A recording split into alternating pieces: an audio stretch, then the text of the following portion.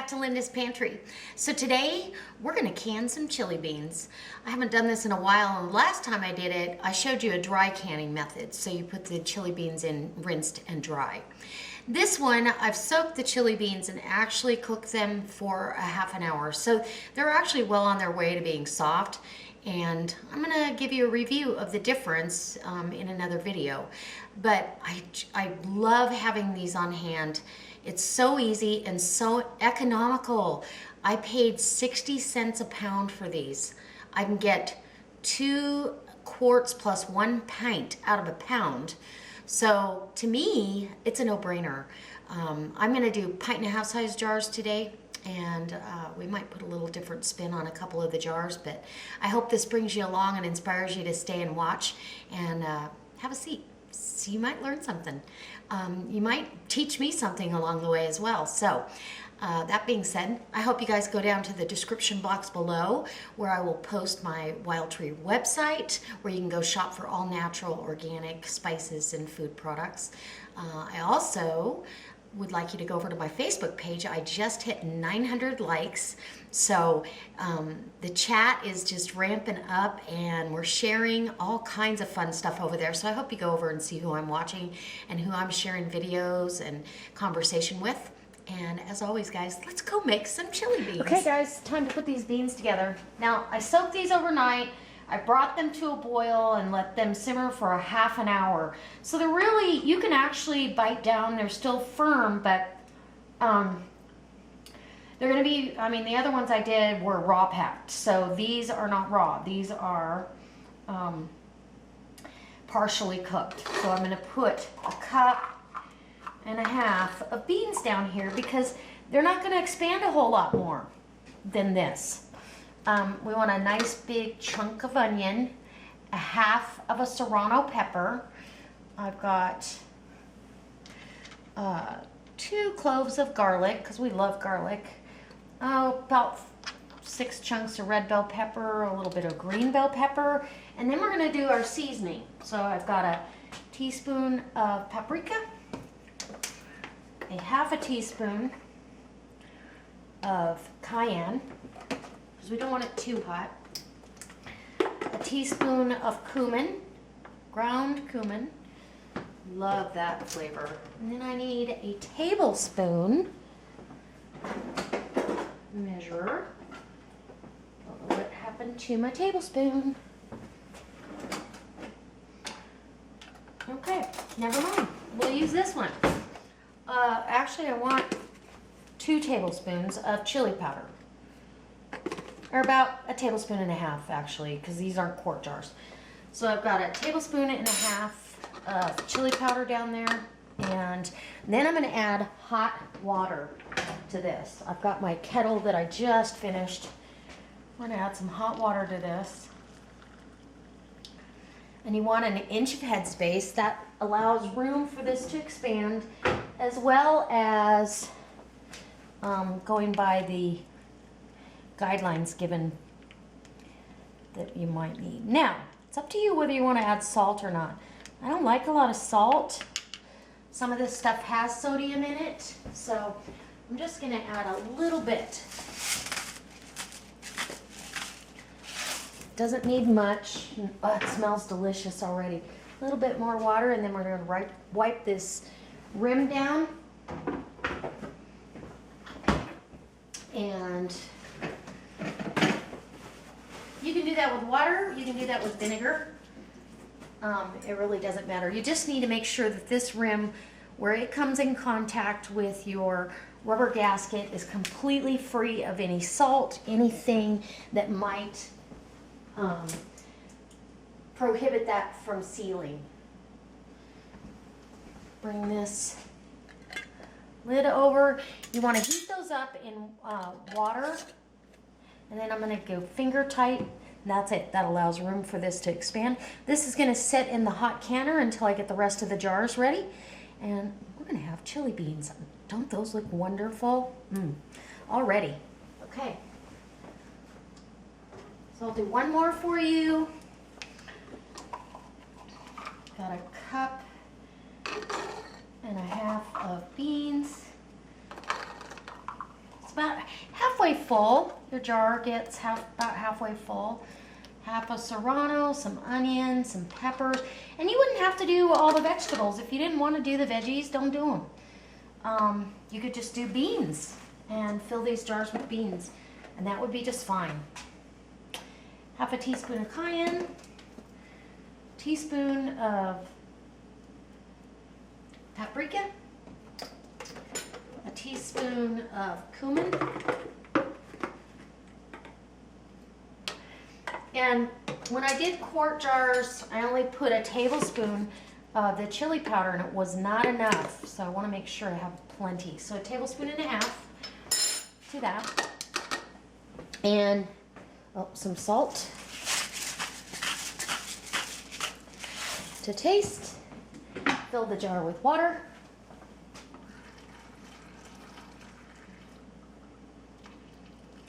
Give an inch of headspace to that jar. And there you go. A little bit more. You want to make sure, because this is a low acid food, that you pressure can this. They recommend for quarts 90 minutes. But this is a pint and a half, and they don't really have the, I mean, I could figure it out, but I'm going to be safe and do the full 90 minutes for this. And at 15 pounds of pressure, and that's because of my altitude. We're at a really high altitude, and so living in the high desert, you got to make sure that you do the right thing to keep your family safe. So you would look up your pressure for your altitude.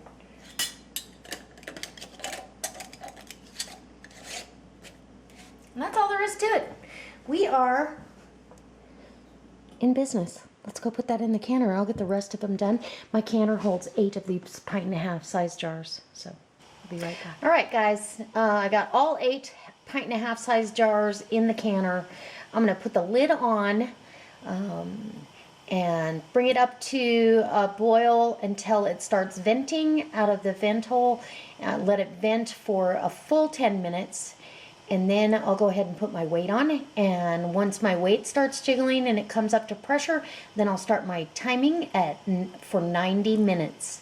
You could probably do it for a little less because these are pint and a half, but I'm just going to be on the safe side and do it for the full 90, and I'll bring you back somewhere else along the way. And I hope if you guys have never canned before that you refer to the Blue Ball canning book, or go online and research and do your research. Don't take anybody else's word for it. All right. So that being said, I'm going to get to canning. All right, guys. All right, you guys. Trying to get this settled on my stand here. My canning pot has come down off the temperature. It took about an hour. You want to make sure that the button back here is down. This pot is still really hot. And that no steam is coming out of this vent when you take that off. And so we just want to take precautions, as many precautions as possible, when you're dealing with these really hot canning pots and lids and all the steam and everything. So what I've got going on is this is still pretty hot. You're going to see probably some steam come out of this. So you want to tip it away from you, just like that. And you don't want these to come down artificially, because what can happen is you bring the pressure out of the canner too fast. It can break your jars. It can certainly cause a huge mess. I've only broken a jar a couple of times, and it was in water bath canning salsa. Oh, look how pretty. I'm excited. Okay, and I don't know that I want to put this down on my, I'm going to put this back in here just in case there's any of the broth that's kind of leached over out of the jar. I don't want it going on my white towel, so I'll put a plaid towel down. I do like to have 2 towels down just for added protection you don't want a cold counter getting in contact with that hot jar either.